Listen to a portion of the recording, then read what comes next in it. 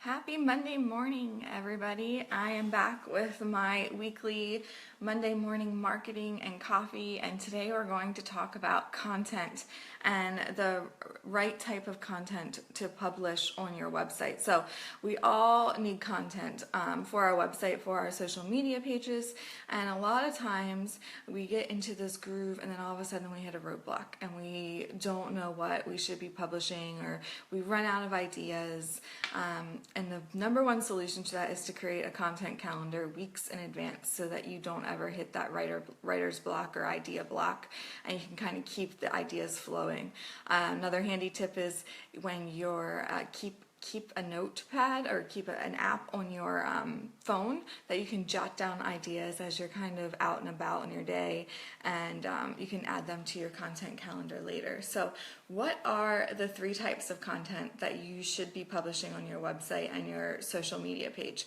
First, you need to publish content that inspires your readers, that makes them want to take action, that makes them feel good, that makes them want to come back and read more, and more content that you share at a later date.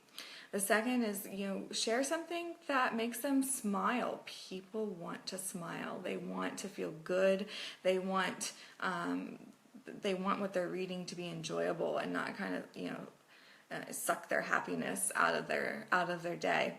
And I think that sometimes we get so caught up in promoting what we offer and what we're selling, that we push the sale, and that we forget that that's not necessarily what our audience wants to hear or see when they're scrolling through their news feed or when they're reading articles on their phone or their tablets. So, and the third type of content is something that makes your customers' lives better.